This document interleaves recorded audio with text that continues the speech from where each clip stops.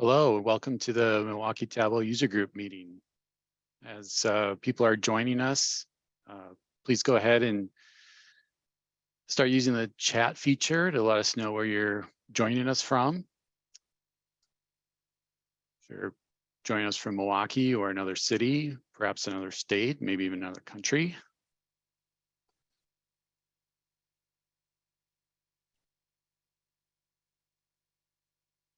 And if you're comfortable, share maybe what company or organization you're with.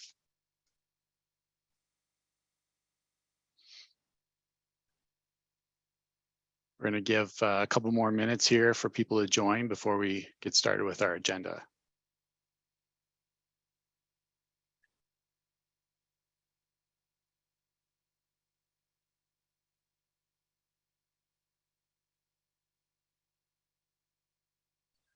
Nice. It just stopped snowing in Madison. I think it's snowing a little bit here in Milwaukee right now.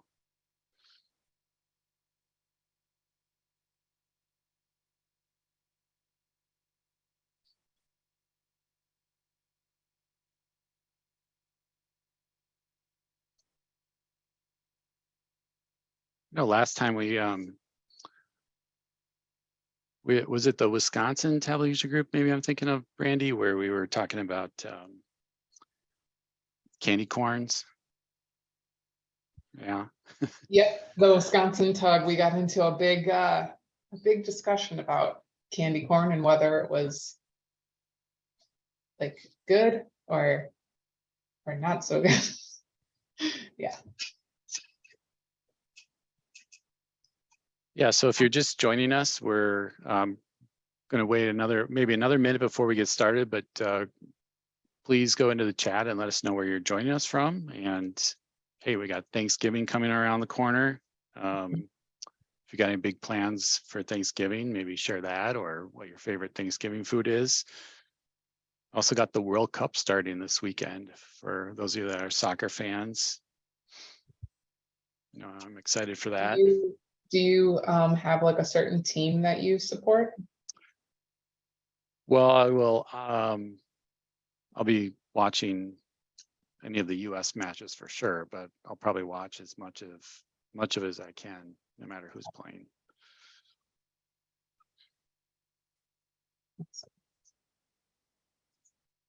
What about you? Are you planning to watch anything? I don't really watch football, Yeah. I watch Ted Lasso, but that's Awesome. about as close as I get. I'm more into tennis. Big tennis fan.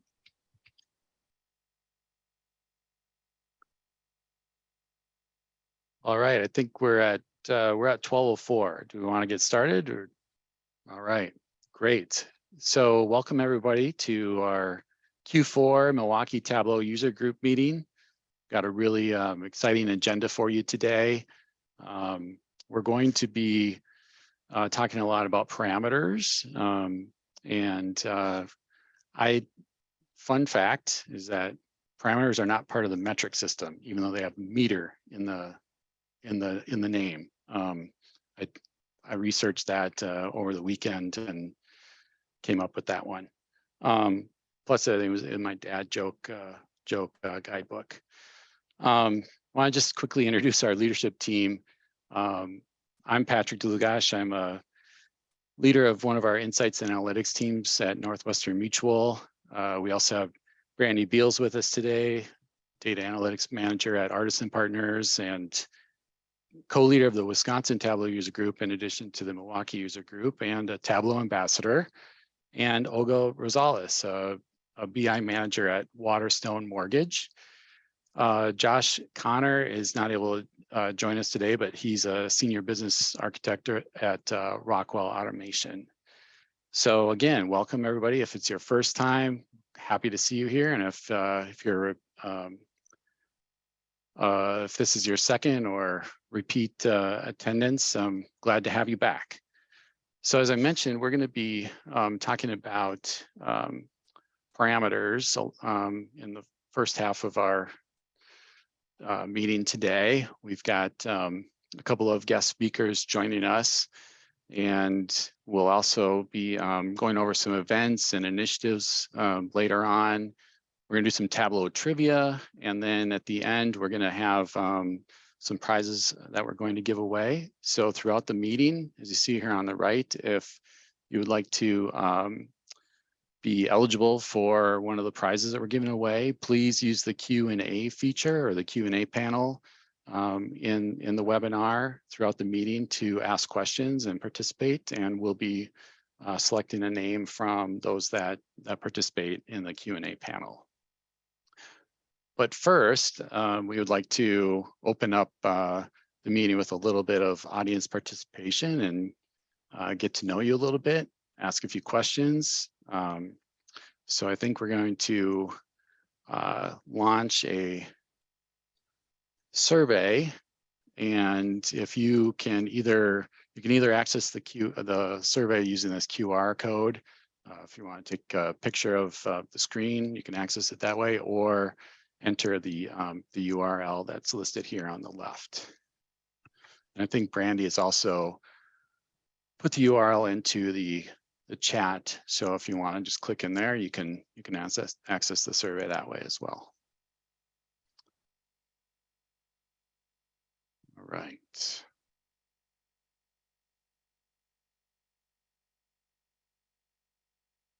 So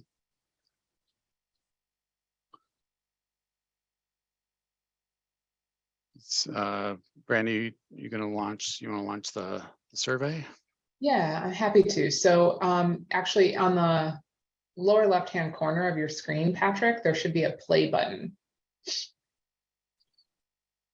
You have to hover over the screen in order for it to show up. There we go. So if you hit that, everybody should now see that first question appear. And it's a pretty easy question. Where are you joining from? So, obviously with COVID, this group used to meet in person exclusively, and now we've started doing a lot of virtual events. And we are going to likely have an in-person event again next year and test the waters. So if you want more in-person events, I would highly recommend showing up to any in-person events we have next year. Otherwise, we'll likely, who knows exactly how they'll pan out, but in-person events are a little bit harder, right? We have to find an event space, and we have to bring all the potential cords and cables that we need to connect our laptop to whatever AV equipment is there. So if you're interested in in-person events, make sure you attend in person. But it's great to see we have some people coming both from the Milwaukee area, but also outside of the Milwaukee area. Cool. Let's go to the next question. So how did you hear about the Milwaukee Tug? We refer to us as, the Milwaukee Tug. So Tug stands for Tableau User Group. But sometimes MKE Tug, you'll see us be really lazy and just refer to it that way as well. How did you hear about maybe the group or even just this meeting? Maybe it's social media, or you get emails from Tableau, your Tableau account rep potentially. And if it's an other, throw it in the chat. We'd love to know about how you hear from us, how you heard about us. So.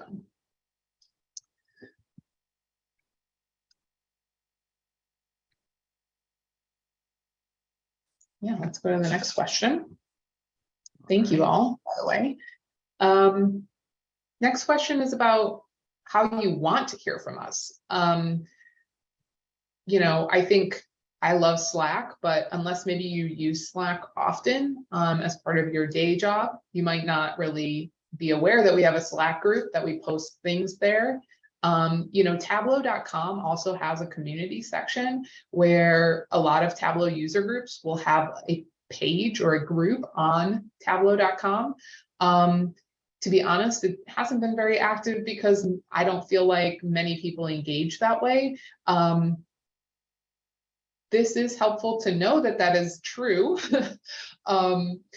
So knowing, people really like maybe just getting those email reminders from us about upcoming events. So good to know. If you did select something else, I'd love to know what that something else is. If you're saying, hey, we really want Milwaukee Tableau user group to have a TikTok channel or something like that, we wanna know. So that would be great.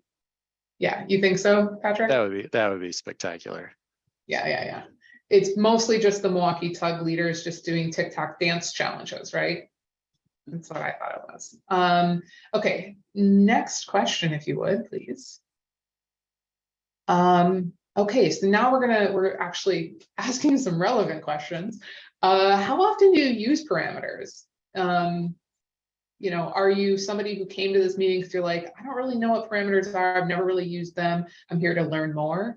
Or are you like, I use them all the time and they're awesome and I want to know more ways to use them? So definitely let us know. Maybe after today, you'll increase the frequency with which you use parameters.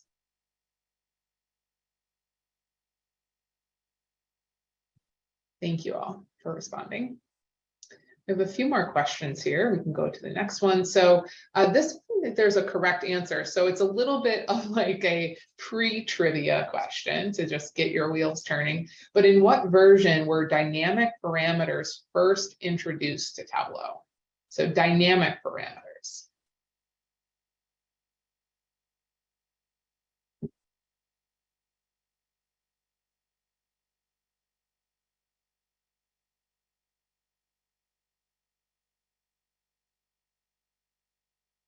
Awesome. Let's see what the correct answer is.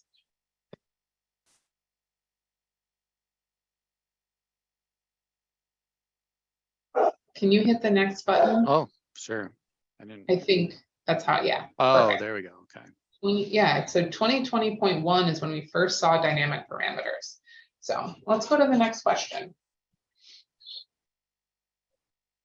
So what are your favorite ways to use parameters? And this is multi-select. And if it's something else, throw that in the chat.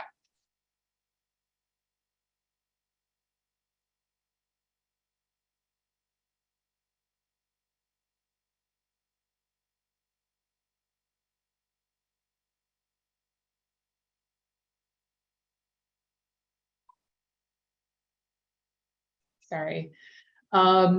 All right, so yeah, changing the different measures that you might be displaying in a view, comparing two values maybe against one another, lots of different options here. And this is just what I could come up with off the top of my head. I think one of the things that you'll find is parameters are extremely, I feel like relatively simple, but extremely dynamic, and it requires a lot of creativity to figure out those use cases.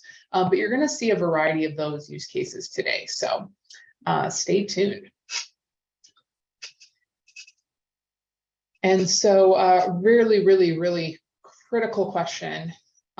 What is your favorite Thanksgiving side dish? So I saw somebody said green bean casserole in the chat earlier, also my favorite, but curious. Stuffing's a good one, yeah.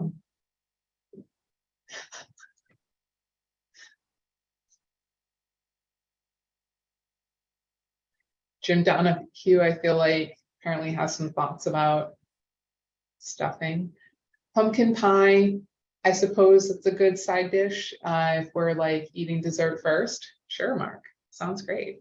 I'm also a fan of pie, apple pie though, I would say. That's me. All right. Okay, so this is the question that apparently gets the most interest in the chat, so that's hilarious.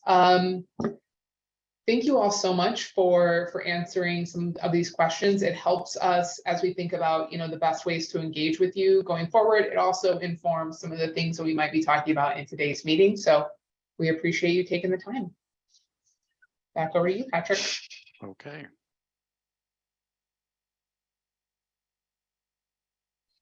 All right, so thanks again for participating, and we're going to move on now to learning more about parameters, and I'm going to introduce our first guest speaker today, Ray Givler.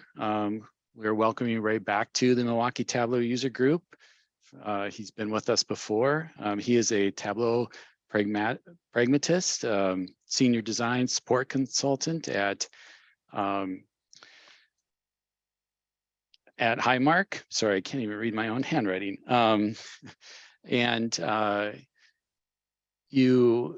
Ray posts a lot on LinkedIn, some really cool stuff that he's posting pretty much daily about Tableau, and I would highly recommend checking his posts out. And he's going to talk to us today about using parameters to produce dynamic views. So I will turn it over to Ray.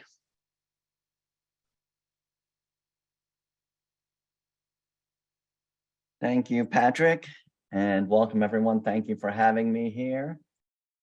Let's get right into it. I am going to show you first what this thing looks like in Tableau Public. I have a lot of vizzes out there. So I'm calling this thing Super Slicer. And the first example I'm going to give you is really just a dynamic hierarchy. It's based on it's reloading 3 parameters.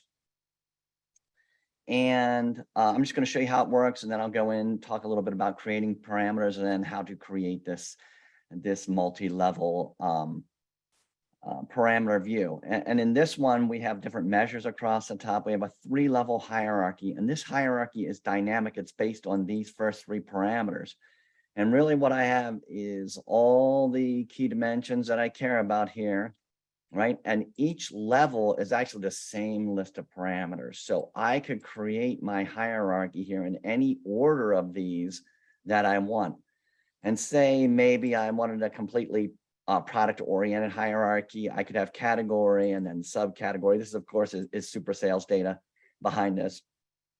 And then product name at the lowest level, right? And, we get this little warning. And like any hierarchy, or if you're not familiar with them, you can collapse these up to a higher level like this, and then expand back down. And I even threw some date-oriented items in here if we wanted to change that last item to year here. We can see a breakdown over time, and then we just have this highlight table. So let's jump over to desktop and check this out a little bit. So creating the parameters, there's several ways you can do it. If you have white space left in the data pane, you could right-click in that and create a parameter. You can also select the drop-down right here at the top of the data pane, create parameter, in which case you can give it a name. We'll talk more about that in a second. You can also right-click a given dimension and create parameter, right? In which case it's going to try to load the parameter list values with everything in that data element. And then you can have an option to load it when the dashboard loads. We're not doing that for part of the solution I'm doing. This is going to be hard-coded items in these drop-down lists. So with that said, let's look at how to do that from kind of step 1 here, and we'll create parameter again. And we want to start out with like 3 levels of the hierarchy here. So I already have this created, but let's just call it like level 1B. And I was taught way back that it's more efficient to do the type of thing I'm doing as an integer. So I still do that. And I make it a list. And then in my list, I will number the elements. And what we're going to do here is we're going to create that dimension list, any dimensions that we're concerned about. And I'll have an integer value, and I'm going to display it as the actual name of the dimension that I'm interested in. So let's just say region here. That's not really what the other one is. And then I go 20 here. And this takes me back, I'm not the youngest guy on this call, to basic programming, right? Way back on like the Apple II. And so meaning I always number these by 10, like you do in basic programming, in case you want to insert something in this list between these. So that's the way I do that. So set up like this, create a parameter. I'm not going to say okay because I already have them. And we can look at this over here. That's an edit parameter, the one that already exists. And we can see my full list. And if you're going to set up a 3-level hierarchy, and really you wouldn't have to limit it to 3 levels, you could make this anything. Believe it or not, we have the super like 10-level one at work that has been made. It's not fast, but it's like a super ad hoc tool for our customers. And it's not quick, but it's quicker than submitting a ticket for an ad hoc, and they can do all sorts of stuff with it. We're limiting to 3 levels here. So once you have one, then you could just duplicate it over here, right? And create a 2 and 3. So you have 3 sets of the same list. Now, most of the time, I don't know if it's fair to say most of the time, frequently, when you create parameters, you're going to want an associated calculated field. So in this case, each one of those 3 levels, and I typically name, if it's a selection parameter, I name it in the format you see here, and like over here, and then the name itself, select whatever it is, and followed by a colon for a little bit of a visual cue, right, to the users, what they're supposed to do with that. And then, like I was saying, we're going to ingest these into a calculated field. So let's check out the calculated field. And what I do, I'm going to translate back. I'm going to do a case statement with the name of the parameter, and then I'm going to switch on all those values that, keep your list handy, what they translate to, and then you're just going to return the dimension. Now, in this case, like everything's a string. So what you're doing, your calculated field is going to have to return that values of the same data type, right? Tableau is going to give you a warning down here, an error, and won't accept it if they're not. So really my dates here are not actual dates where I have year and quarter and stuff. If we take a quick look at those, these are just string counts, date name, and then I kind of build out quarters. You could do it in different ways. This is the way I chose to do it. There are other options. You can think about what makes the most sense for you. So then when you have the 3 copies of your levels, mine have already been arranged in a hierarchy here. What you want to do, I make copies of them so I can demonstrate it here, is you drag the set. You could do this in any order, but it makes sense to drag second level over first level, right? And it's going to prompt you to give a name for the hierarchy that'll automatically try to create a hierarchy. Let's call it hierarchy 2. That really bugs me when people leave variables in a dashboard with a name like that, but let's go with that for this case. So once you have 2, then you can just drag this 3rd one right up there as the 3rd level. Then you have your hierarchy, right? And then from that point, all you have to do is drag your hierarchy onto your view. So if we didn't have any of these items here, let's collapse and collapse, right? So to start it out, you would drag your whole hierarchy kind of like right there, and that would get you started. So what I did otherwise on this is I created a table, and I have no problem with using show me. Sometimes I do that. So it sets up your measure values and your measure names, right? And then measure values is on color. And then the other thing here is it has the opposite value here right now. Combine legends. I have separate legends for each value here, because sometimes your metrics may be widely different in magnitude, right? So if you don't have separate legends, then some of your metrics will be kind of completely, I guess, blurred out. Blurred out is not the right term, but there won't be any color variation in your highlight table because of that, if they're small relative to your other values. What else here am I missing? The values is on label, and really that's it for the basic hierarchy creation. I will check the chat here if there's any questions about that part itself, and otherwise I will move on and show you how you can make this even more dynamic.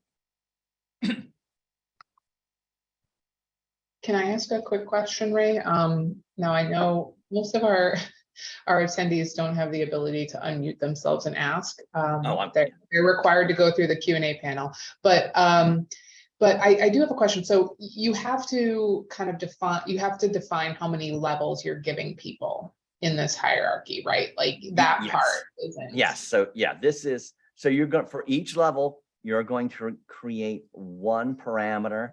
And then for each of those levels, there's also a calculated field that ingests the parameter in question. And then you drag them together to create the hierarchy and then put that hierarchy on rows. And that's what enables this collapsible hierarchy up here. Got it. So you can define all three things, but you can still see it at those three levels. Right. And you wouldn't have to do it the way I do it if you know that they're always going to want, say, a certain set of 3 at the top level, then a certain other set of 4 at the second level. You can create this however you want to. You wouldn't have to make these the same. I made them the same just for maximum flexibility. Then you can put anything within anything else. Yeah. I'm gonna look in the question thing here. Can you repeat the level name? Well, all the variable names have to be distinct. So like any other variable in here. So I'm not 100% sure I understand that question. Why are there 2 hierarchies? Oh, the only reason there are 2 hierarchies is this was me showing you how to create a hierarchy. Like we don't need this anymore. So there's really only one hierarchy. Again, the other one was just for an example of how to create the hierarchy and drag one variable onto the other to create that hierarchy.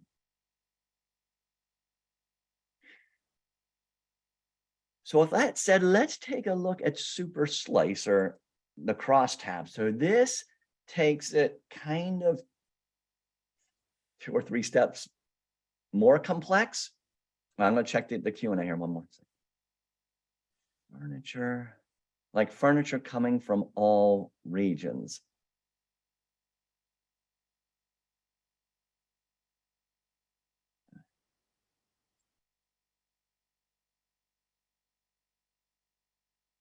I'm sorry, I'm still not completely following that. Maybe you can give me more words in there and I'll check it out later. I'm going to continue with what I have here. What I did is create, instead of the list of measures here, now I have a dynamic column dimension. So what I did is almost the same as the other view, but I created yet another parameter here called column dimension, select column dimension, right? And it is the same, if you look at all these, the same as all the other parameters, but I added this all category at the top. So what this allows you to do is have more of like a classic crosstab. So if there was one of these across the top that I wanted, let's change the value here to, like, say for some reason you want to know these broken down by ship mode.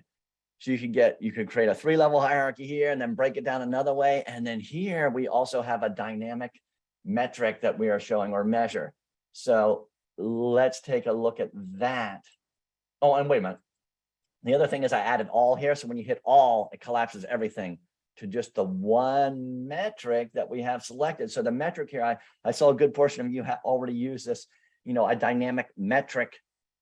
So a dynamic measure selection. So I put all of these in there, these 6, we can make it say anything here like profit ratio. And notice in my example that there's a percentage, sales is money, right?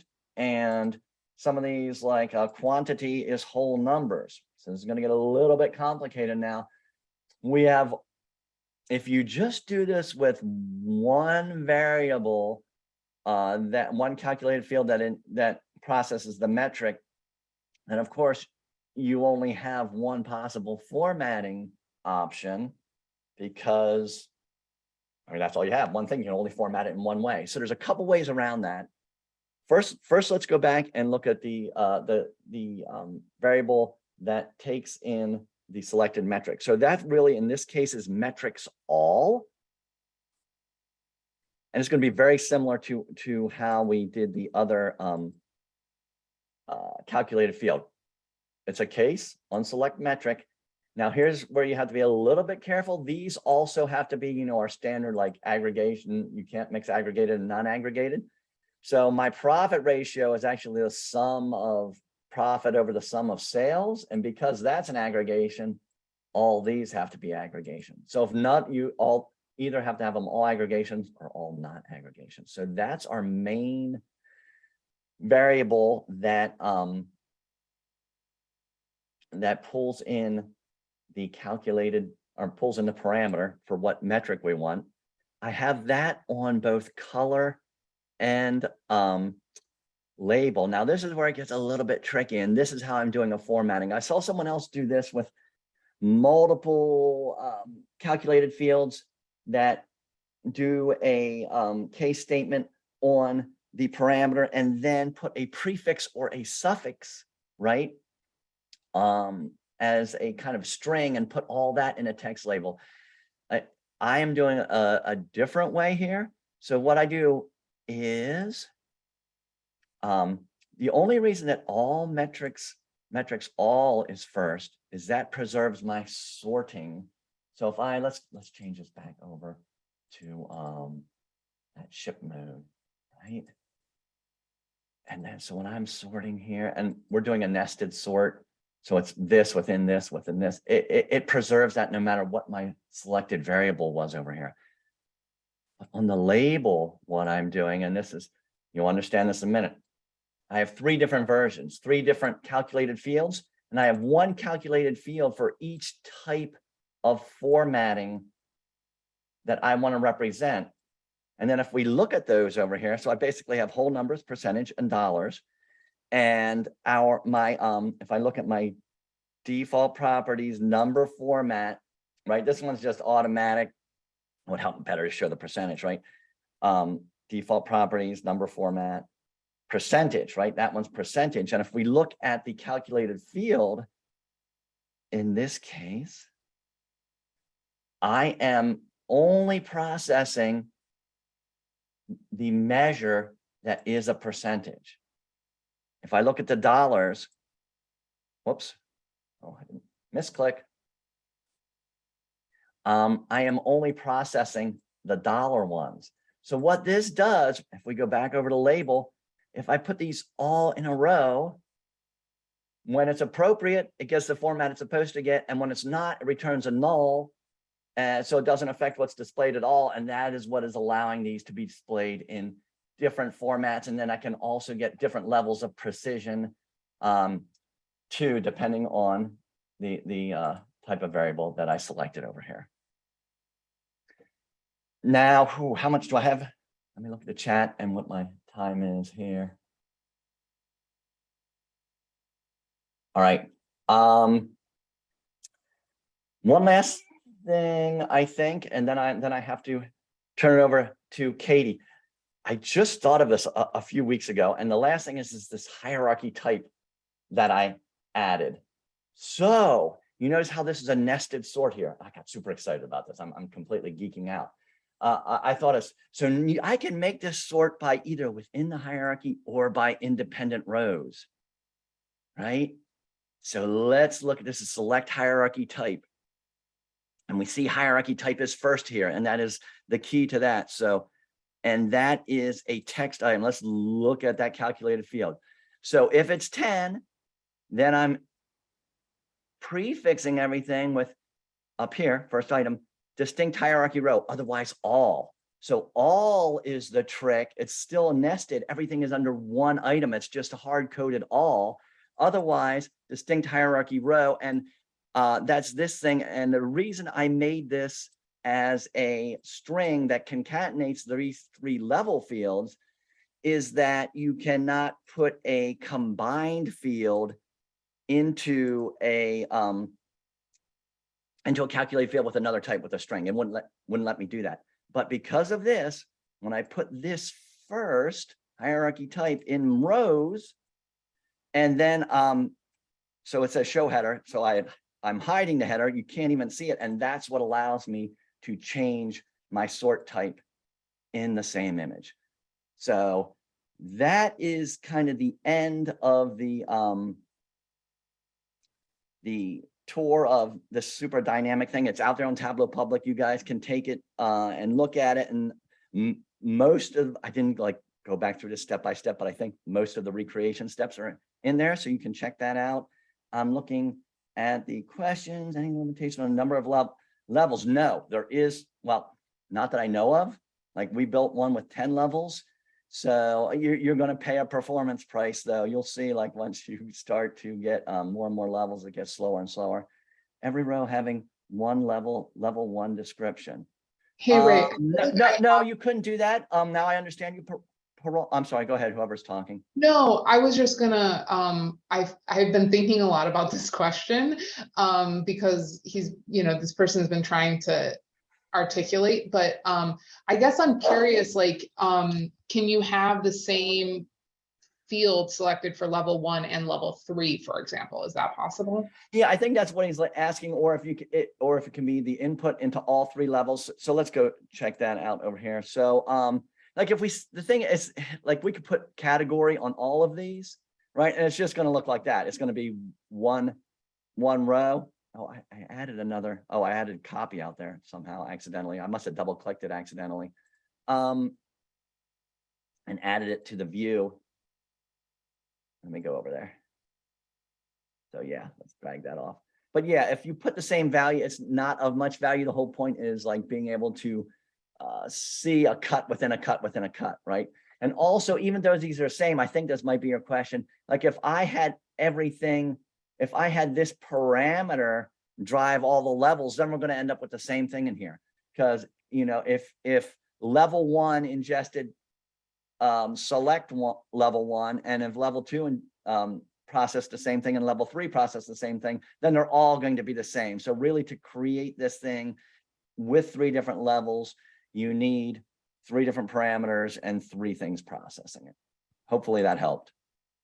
Can I follow up with one additional question, Ray? So like, Sure. if level 1 were subcategory, like just naturally, subcategories actually, like, yeah, if you in your parameter select subcategory, like subcategory is a subset of category. And so if you kind of like inverse those 2 Yeah, levels, you get this very tabular looking version, right? Right. So you kind of got to, you can, in a way, I guess, shoot yourself in the foot, if that's the question. Like if you reverse your hierarchy, you're going to get some kind of like strange results. So like not all office supplies are going to be together, because, we're going alpha by the level 1, and that's just the way it's going to sort. It's going to sort alphabetically by default. So if you reverse the hierarchy of a known hierarchy, you can get some kind of like, I would just say, not useful results, right? Right. Yeah. Awesome. How do I explain what nested sort is to my users? Usually like by example, like you got to go through it and click and show them if they collapse it, how it works, and how if you uncollapse. So it does admittedly confuse them. I think the individual rows is clearer. Let me see what else is there. Do I know a way to mirror show related values that you can get when using a filter with a parameter? I would have to think about that. Let me take a screenshot of that and I'll see if I come up with something, but I don't have a thought about that off the top of my head. So keeping that measure value first makes all stay consistent. Well, keeping, well, there's 2 different alls on here. So keeping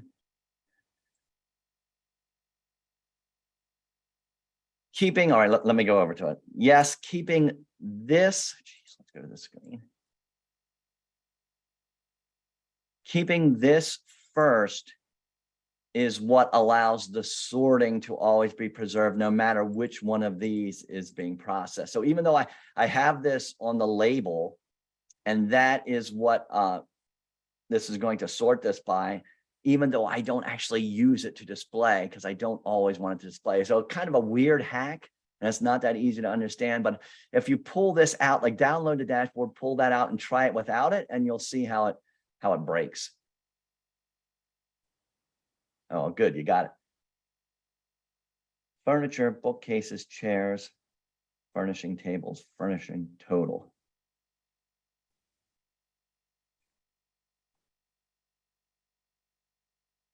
you're saying category, subcategory, you could potentially add like subtotals and totals to this too. So that's another option. I'll try to think more about that question and see if there's something else that comes to mind. I don't want to eat. I think I'm already over my fair amount of time here. So I am going to pause and pass it back to Patrick so that Katie gets a chance to talk. Take All care, right. folks. Yeah. Thank you so much, Ray. That was really informative. I learned a lot through that. I've used parameters not as much as I would like to, so this is very helpful. If we have any additional questions that come up afterwards, we can either pass those on to Ray, or is there a way that they can connect with you directly, Ray? Yeah, reach out to me on LinkedIn, connect with me, send me a message through there. I'm on every day, like Brandy said, so I will see it. All right, great. Thank you. Can I interject one thing? Now I finally understand the question. Parole has, like, yes, you could put an all category in every level, and that can kind of act as a totaling feature then. So for sure you can do that. So if you just try it and add it, guys, as the first item in your parameter list, and you'll see what I mean. All right, I will stop talking now. No worries. Thank you again. All right, so we are going to go to our next presenter. So our next presenter is Katie Haley. And Katie is joining us from Rising Tides Analytics, where she is a senior business analyst. And Katie has a degree in, and I would probably be okay saying a passion for mathematics. And she learned Tableau while working at a healthcare company, where that probably catapulted or launched her into her current trajectory in her career with her position at Rising Tides Analytics. And she is going to be talking to us today about sheet swapping. I almost said sweet shopping. Sheet swapping. Yeah. Well. All right. Yeah, sweet shopping would be more about along the lines of the candy corn that we talked about earlier. But it is quite a tongue twister if you say it too many times, two in a row. So hello everybody. Yeah, my name is Katie. I am going to talk about sheet swapping. And just real quick before I start presenting, I just kind of wanted to know if anybody has used sheet swapping with parameters before. So if you want to just drop it in the chat, just a quick yes or no, just to see if we know kind of what this is or not. I'm just kind of curious to see. Okay, a couple times, but mostly no. Okay. Cool, great. One of the cool things about sheet swapping is that it can be used at kind of a smaller level on like just a portion of a dashboard, or it can be used kind of in a really general way as a kind of a big portion of the dashboard. So I'm going to share my screen, and then we're going to walk through a demonstration of sheet swapping. So yeah, so I just wanted to really quick kind of give a high level of kind of my understanding of parameters and what they kind of do as a function in Tableau. And so in kind of a general term, parameters are a value the user inputs into Tableau that interacts with the data. So the big reason that that's important is that the parameters do not inherently live in the data behind your dashboard. They are a user input value, which is why kind of what Ray was talking about in his is that why you actually need a calculated field to interact with your parameters is because you need something that links that parameter value to the data behind the scenes in your dashboard. So for mine, I'm also going to do like kind of a little bonus in there too, and I'm going to throw some buttons in here too that are kind of an extra design bonus. And so the program that I use to create buttons is Figma, which is a free browser-based like graphic design platform that you can just set up a free account and kind of dabble in some graphic design work. I'm not going to do anything in there. I've already designed the buttons, and I'm just going to kind of input them, but I just wanted to make that kind of caveat to where I get those buttons from. So this is the dashboard that I have ready here. And so it's obviously got nothing on it so far. So I have 3 different views that I've kind of built out already as 3 different ways to look at this as like a profit analysis. Like, let's just say we have a regional manager coming to this dashboard and we want to be able to see profit in a general sense in 3 different ways: through a map, through a bar, and through a scatter plot. But kind of if we add all 3 of these to the dashboard, so I'm just going to go ahead and throw a container on the dashboard and bring in all 3 of these views.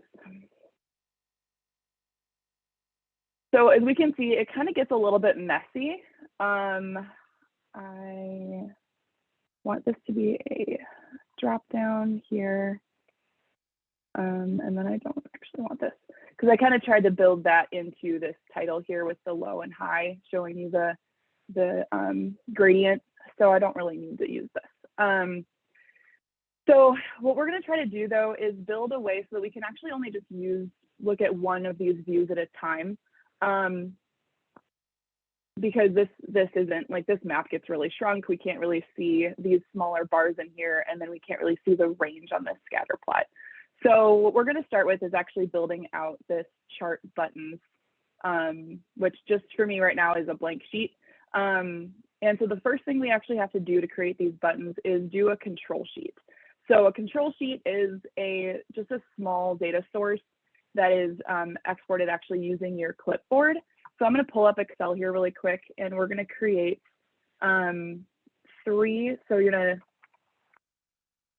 sorry, I can't type and talk at the same time. So just kind of a high level naming convention for this. And then we're going to throw in the 3 values. So it's a map, a bar, and a scatter. And then we're going to take these and literally just highlight those, hit Control C on my keyboard, go into my sheets, click on just a general portion over here, and then hit paste. And what Tableau will actually do is import this clipboard item as a separate data source, which is kind of tricky. So in order to make sure that I'm not referencing the clipboard, because in case my clipboard item changes in the middle of doing this, it wouldn't reference correctly. So I'm going to right click and just hit extract data so that this is living inherently within the dashboard, and just going to save it to my Tableau repository. And then I'm also going to rename it because I don't like that name.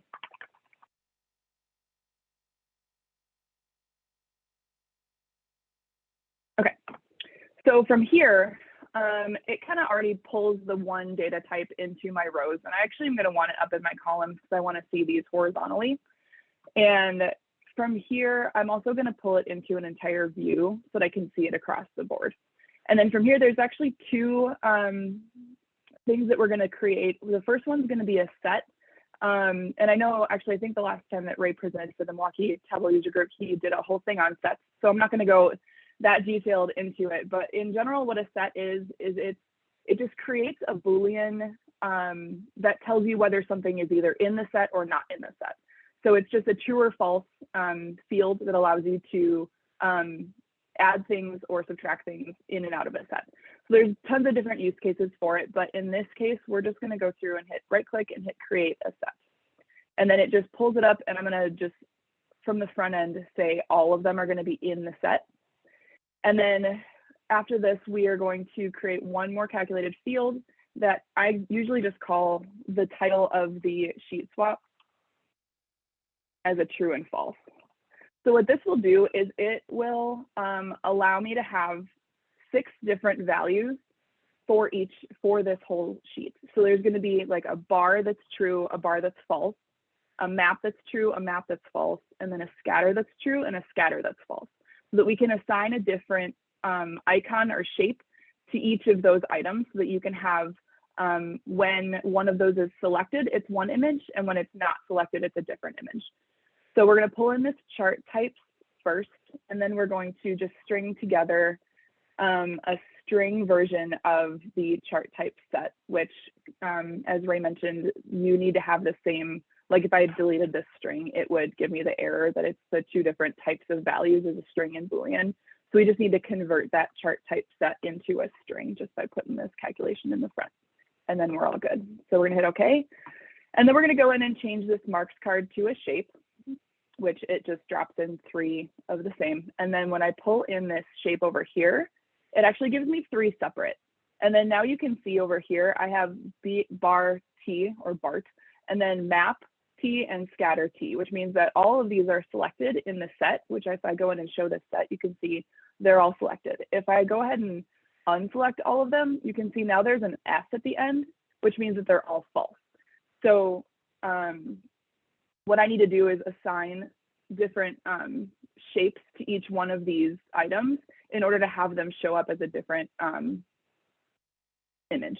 So if you guys are not familiar with adding shapes into Tableau, it's really similar to adding a color palette, like a custom color palette, but in that Tableau repository folder that's in your Windows Explorer, there is a folder that's called shapes. And within that, you can actually create your own custom folder with your own custom shapes. And then when you come in here and you hit reload shapes, it will reapply, it will like reread that folder and pull in any of the shapes that you have created. So that's where I actually dropped my shapes for this presentation. I created a Milwaukee tug folder, and then I have all these items that I already pulled in. So I have this bar false. And so what I want when these items are false, I want them to be gray. So I'm gonna have that bar icon, the map icon, and then the scatter icon. And then we're gonna go and hit apply. And you can see they each applied to the correct item in here. And then we're gonna hit okay. I'm gonna go back and select all of them and go and do the same thing, but with the true icons. So bar true, map true, and scatter true. Hit apply and hit okay. Great, so now we have those that exist in this sheet. And then we're just gonna hide this header, and then I don't want these lines here, so we're gonna go into format and get rid of those lines. And then there's one last thing that I need to do in this sheet before we move on to creating the parameters. And it's a thing that kind of like helps with Tableau's defaults. So one thing that Tableau does, I know you guys will probably know this, but when you click on something in Tableau, it automatically grays out everything else. And that's not something that is really intuitive with buttons. Like when you go and click a button, you don't expect everything else to like gray out. You expect the buttons to still be pretty visible. So in order to kind of go around that thing that Tableau automatically does, we're going to add 2 quick calculated fields onto this, and one of them is just going to be true with the function true, and the other one is going to be false with the function false. And then we are going to take both of those and bring them onto the detail. So that's the button sheet, and then we'll go through and create the parameters and everything that go along with that, and then add them into each of these other sheets to get them to work. So the next thing that we do is actually create the parameter. So this parameter here, what we're gonna do, I'm a big stickler on naming things,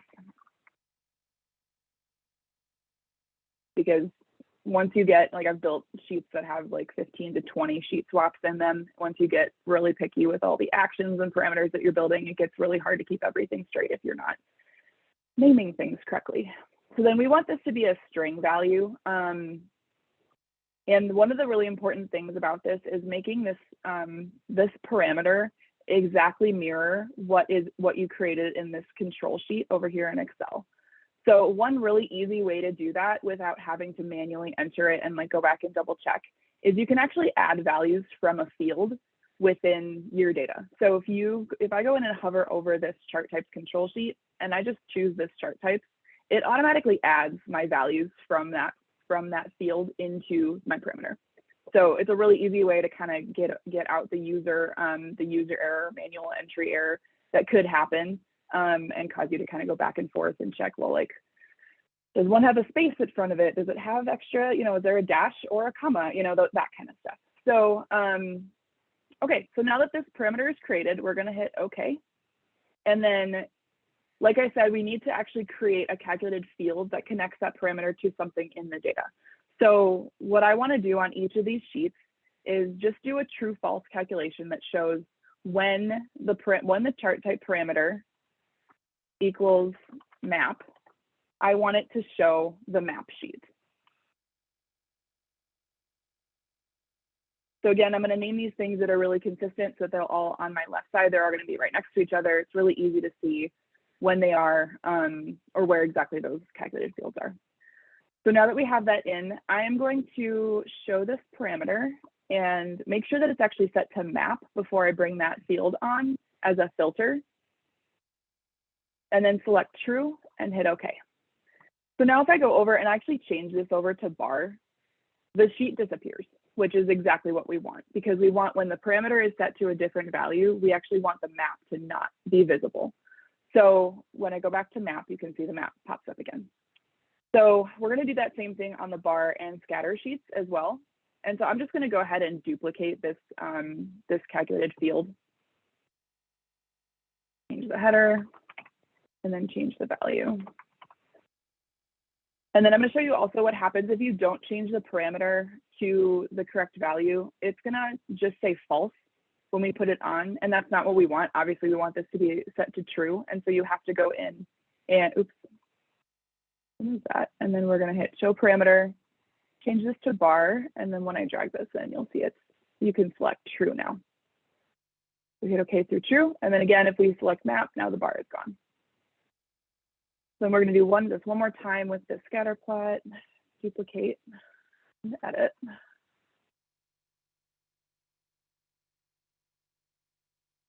Okay, and then show parameter, switch the value, and then drag it onto the filters, and then okay. All right, so now when we go over to our dashboard, you can see the magic is starting to happen. Now the scatter is actually the only thing that's showing, which is great. However, these are obviously still blocking the full view. So what you just have to do is hide the title. So we just can't have titles showing on the sheet when we have the sheet swap. There's also a really nice way that you can go in and create a dynamic title based on the parameter as well. If we have time at the end, I can show how to do that. But this one as well, we can't have that.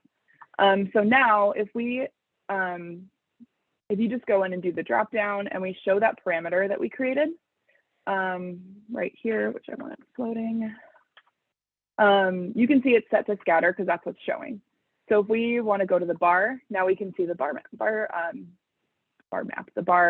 chart, and then here's the map. So realistically, this is really all you have to do to have a parameter-driven sheet swap. The extra step with the buttons just makes it a little bit more user-friendly. So we're going to go ahead and drag that that button sheet on. And get rid of all these pop-ups, get rid of the title, and then we're gonna shorten this up.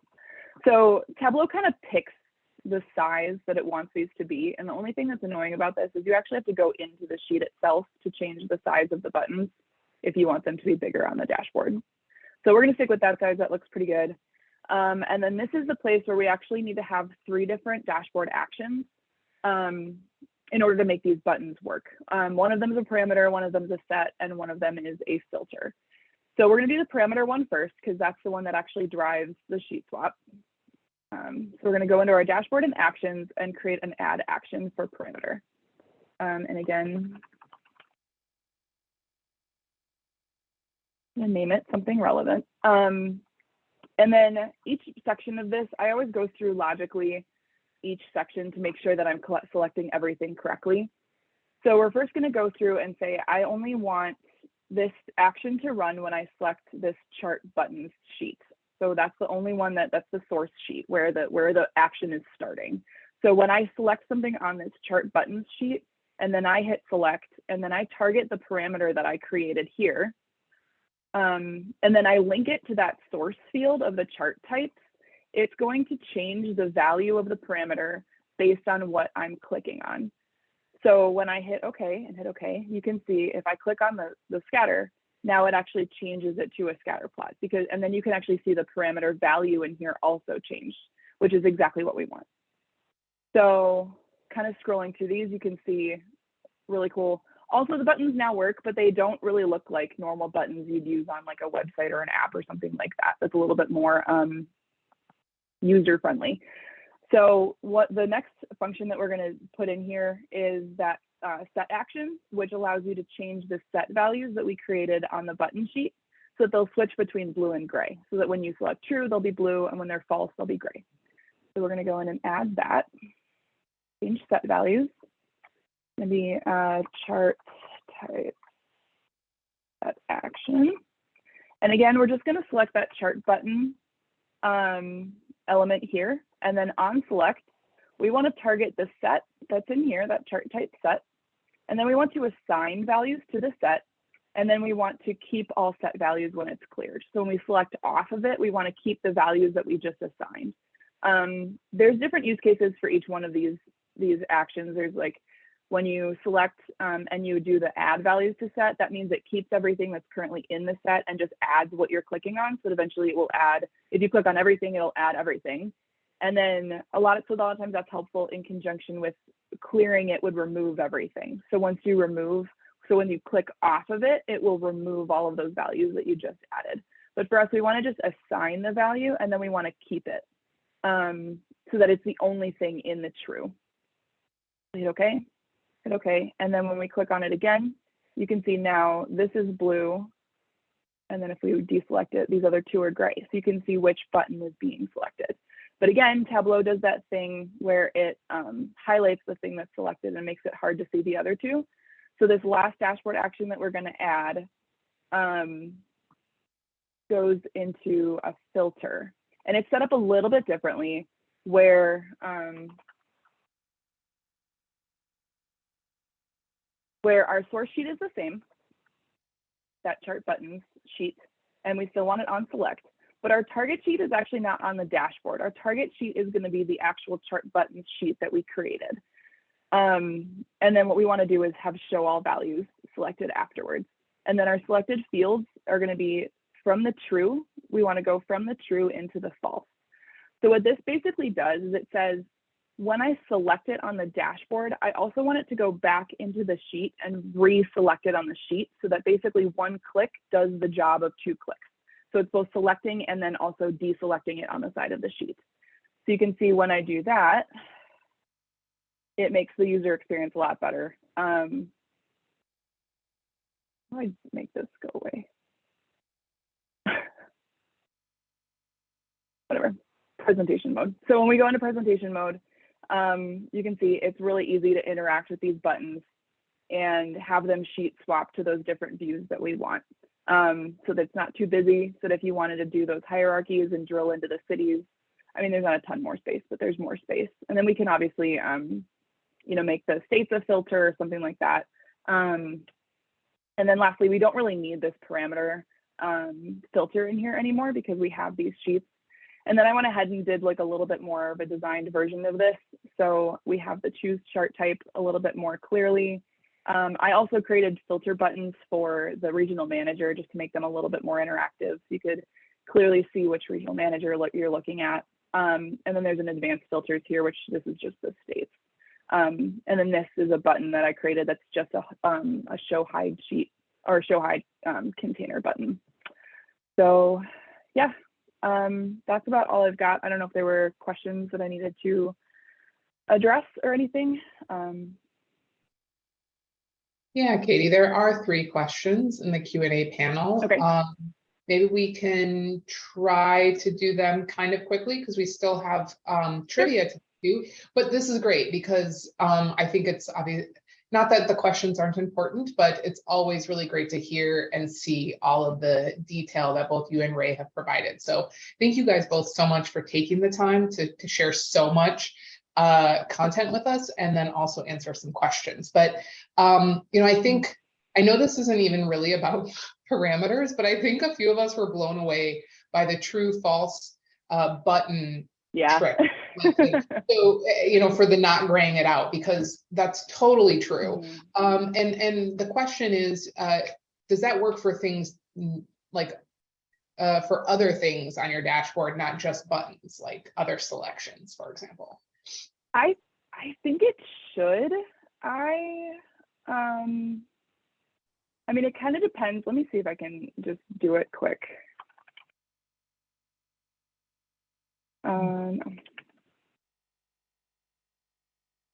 Looks like you already have a calculation with that. Do I already have it on here? Oh, in this one I do. Yeah, okay, that's true. All right, Makes so we things just easy. grab these and throw them on detail. And then, okay, so right now it's doing that, right? And so if we do a dashboard action just on this bar sheet,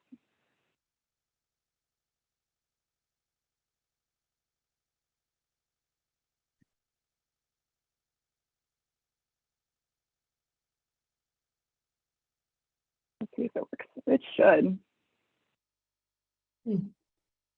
Yeah, it does. Which in this case is actually another good use case for sets.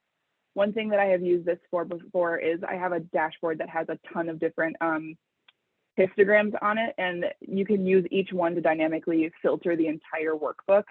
But as you're paging back through, it's really hard to tell which sheets have been filtered on. And so I did a set action on here to add values to the set so that they're a different color when you filter. And then when you clear it, it takes them all back to like a gray bar. So they're blue when they're selected and gray when they don't. And then you can use that in conjunction with this, where it doesn't actually gray out everything. It would just change the color of the bars that you selected. Nice. So that would be a use case that would work for that. Thank you. So Another yeah, question. the true false button is great. Yeah, right. Another question, which you might not be able to answer, totally okay if you're not familiar with dynamic zone visibility yet, but how does the sheet swapping compare with dynamic zone visibility? Yeah, I haven't gotten to mess around with that yet. I am really intrigued though. I've seen a couple of like quick demos of it, and it seems really intriguing. So I would love to dig into that and see kind of if it's a similar type of visibility, or if it actually does completely null out the need for sheet swapping. That would be interesting. But yeah, I haven't actually gotten to mess around with it enough yet to know that one. But totally, yeah, I feel like there's all these hacks that you kind of learn when you're working with Tableau that eventually become obsolete as they like incorporate like a solution for you. So yeah, great, thank you. And then the last question before we move on to Tableau trivia, giving away some prizes, general updates for everyone. So the question is, does this work with multi-select? So could you select map and scatter and see them both? Yeah, I think you would need to change the logic on it a little bit. I think you could do something like add the values with the parameter. But you would have to change the logic of the calculated fields that we created on each sheet. But I don't think that would be a problem. I think it would be possible. I would just have to mess around with it a little bit to figure out exactly what the logic would be. Totally. Yeah, and you'd probably need to make sure that the map and the bar chart, if they're being placed like kind of vertically next to each other, that they look good if you select all three, for example. Right. Right. Not too much clutter. Awesome. Thank you so much for taking the time. This was really great. Really appreciate it. Awesome. Yeah, no problem. All right.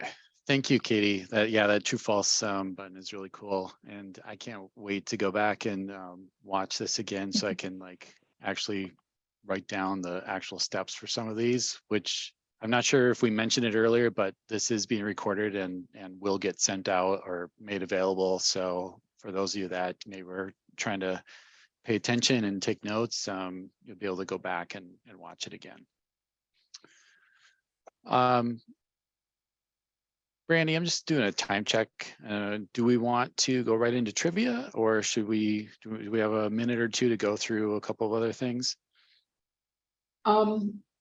My opinion would be, let's quickly cover those few slides that we have. Well, actually, you know what? No, let's go into trivia because then we don't have to change the screen sharing. Okay.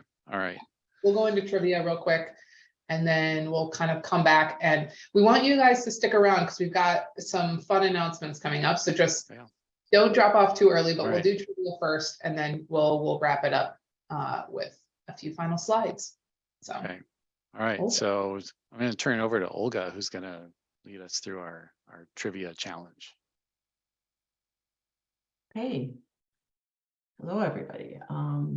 So I've created a Tableau.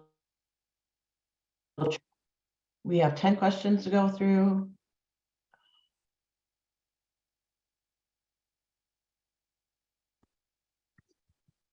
okay, so can you So sorry.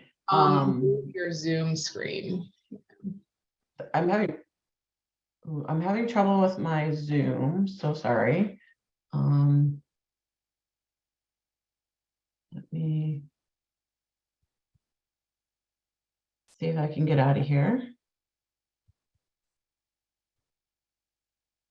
What I will say, so for the folks who, so Ray has to drop it. Yeah, I think he's already dropped, but thank you to Ray.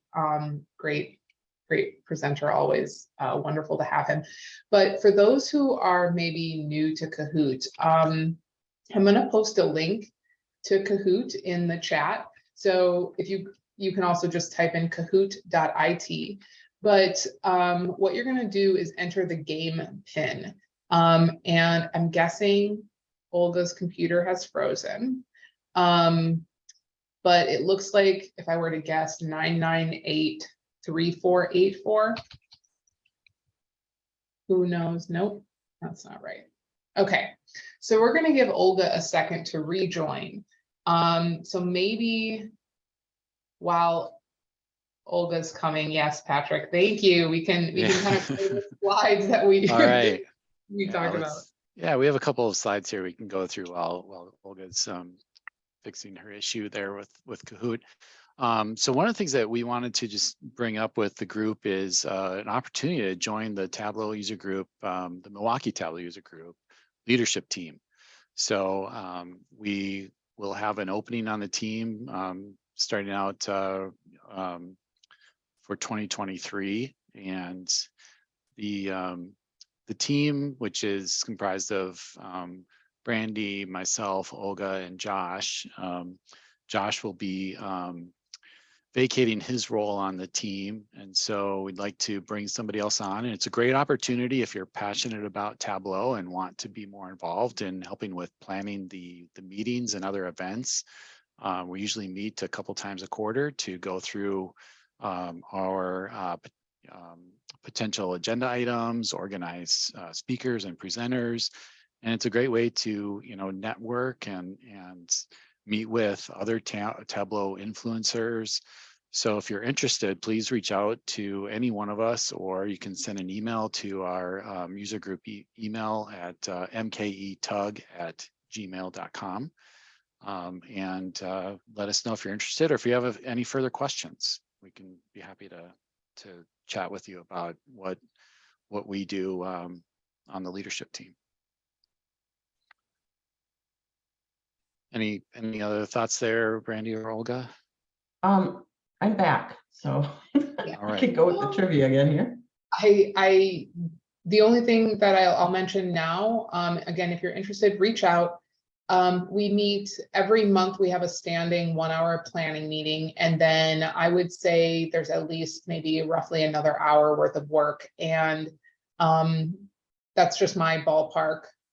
So planning wise, we do kind of expect everybody who's on the leadership committee to participate in some fashion in every event, and that can take different forms. But roughly, I would say for me, it's at least an average of 2 hours a month. So,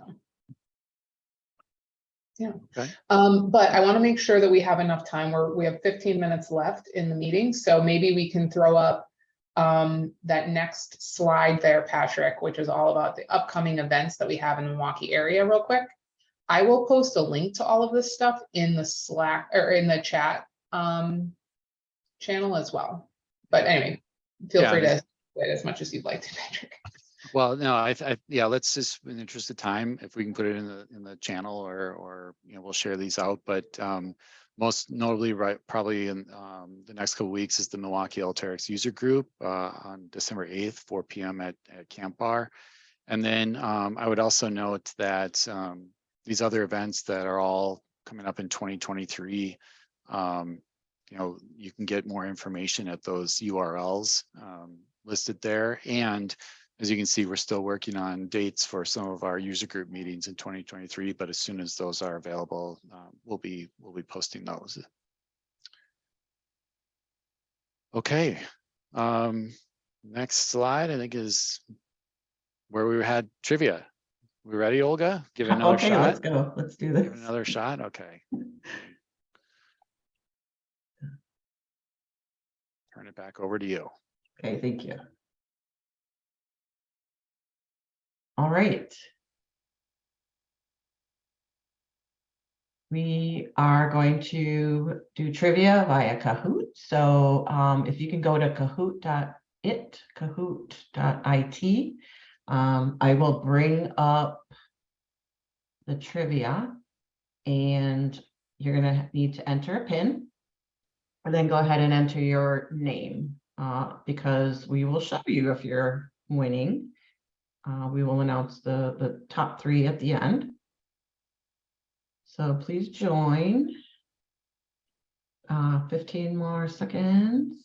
Woohoo! All right. I'm going to give a little bit of credit for a few questions to Jennifer Tableau. She has another Kahoot out there for Tableau trivia. But let's go ahead and have some fun here. All right.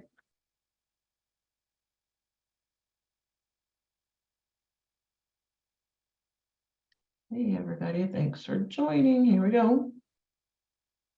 Oh.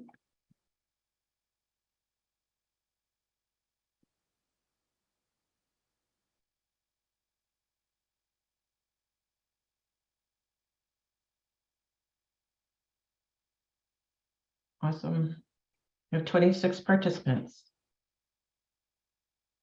Let's go.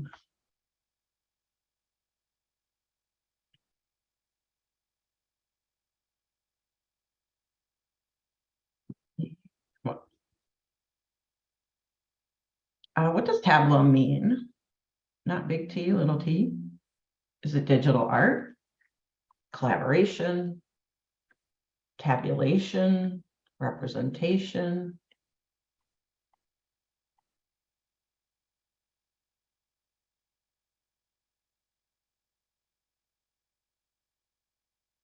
Okay, and it is representation. So I was Googling and so Wendy's #1.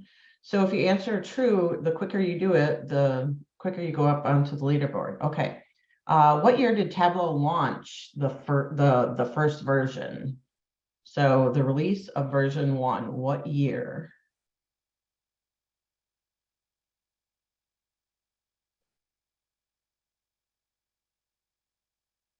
Okay. Some of those other years are key years, but 2005 is when the first release came out. 2003 is when it was when Tableau was founded. Okay, so Peggy is newly up there. Which Tableau founder has multiple Oscars? This was super interesting to research. And I'll tell you now, this person, RenderMan was something that was created, which is used in all of basically every movie we see right now for special effects, visual effects. So it's Pat Hanrahan. And B's up there. I like Serviz a lot. That's a good name. What Tableau product would you use to clean, shape your data? Before you do create visuals, before you start analyzing, what is that product? Is it Builder, Blueprint? Is it Prep? Is it Catalog?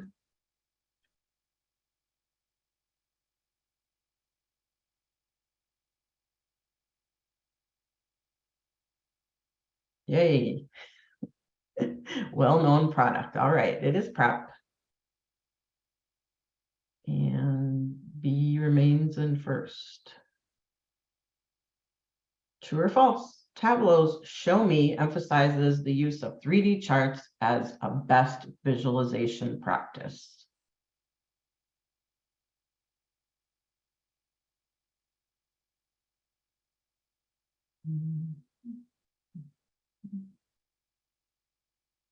It is false. 3D, probably not always the best. Okay, B remains on top. What is the name of Tableau's natural language processing capability called? So it's Ask Something. Is it Ask Data, Ask Viz, Ask a Master, Ask Me?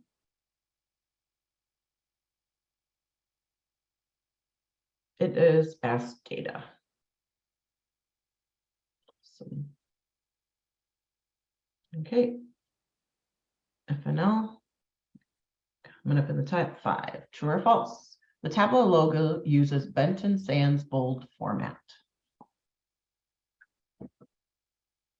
Is it? Is it Tableau book? What is the font?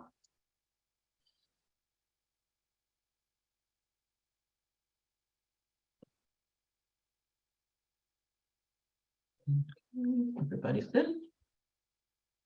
It is. It is. And just researching the logo and the colors, I did not know.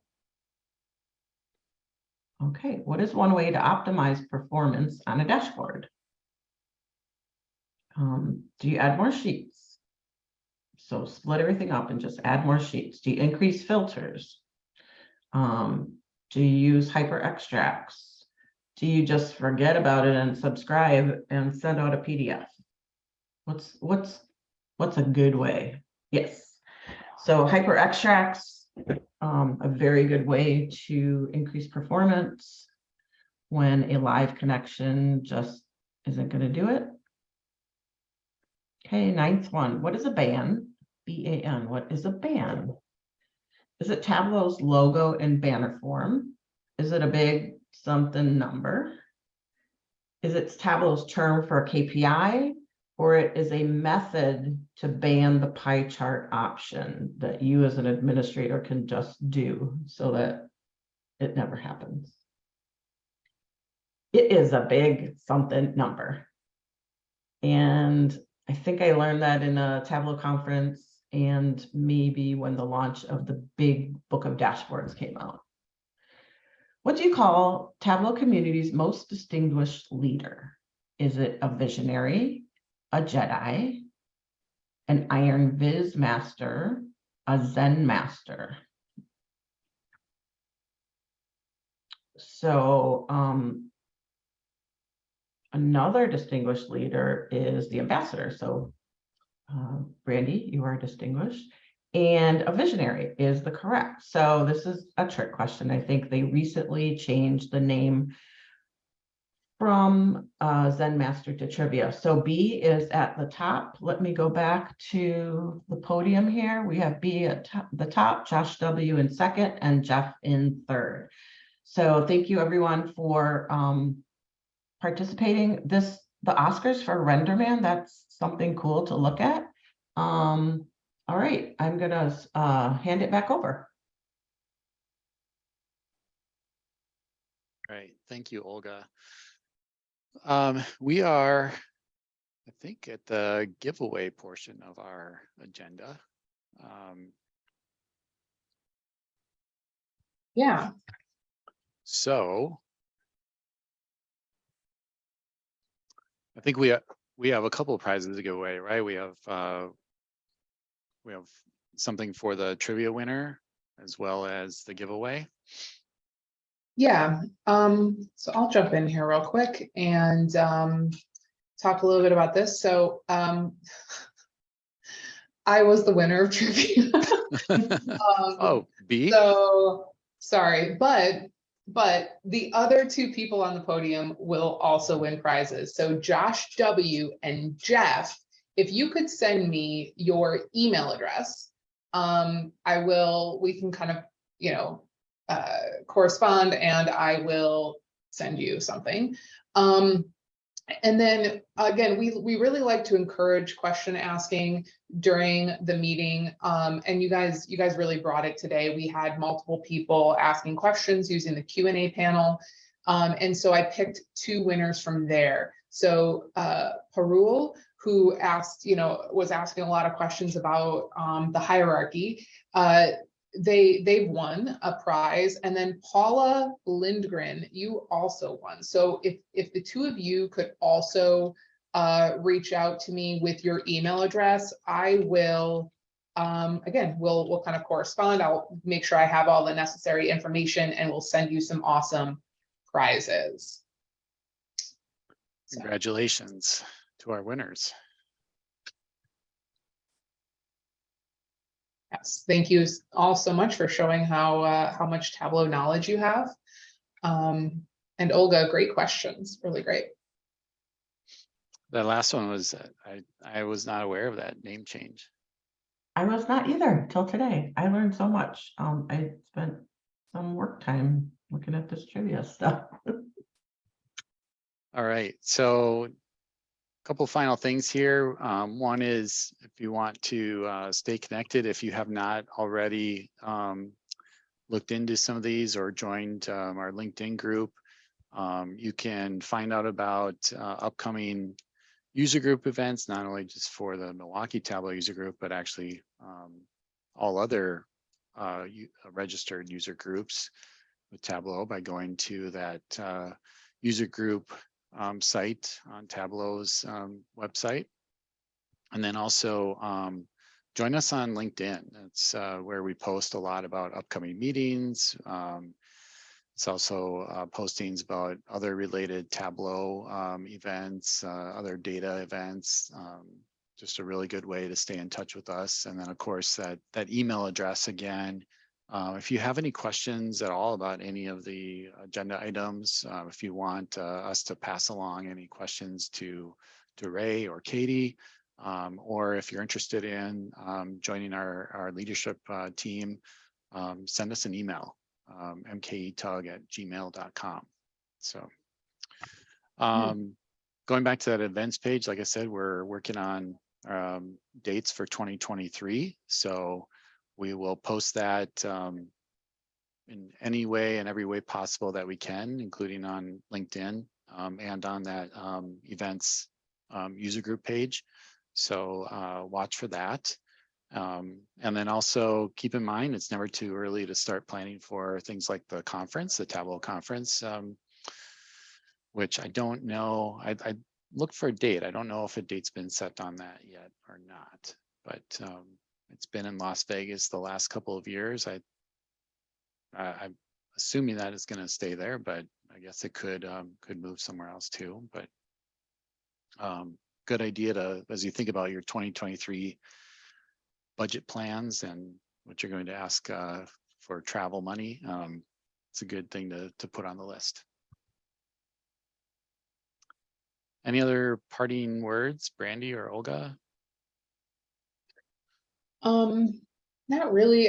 The one thing I just wanted to mention with our LinkedIn group, the nice thing is like, okay, so when we send emails, that's kind of one directional. We send an email to you. And by the way, we will be following up. Next week, I'll send out an email with the recording and just link to some resources and stuff. But the LinkedIn group, you can also post stuff there. So if you find an event in the area, you know, that we missed, which is totally possible, feel free to share it with the group, or you can ask questions there as well. So that LinkedIn group, really, you can contribute to that as well. That was the only thing I wanted to follow up with. Okay. Well, I'll just say thank you again to Ray and Katie for presenting today. Great job. And thank you everyone for attending today. And for those of you that participated in the chat and the Q&A panel, thank you so much. Always helpful to have some interaction with those that are attending. Happy Thanksgiving, and we will hopefully see you all very soon. All right. Thanks, everyone. Thank you.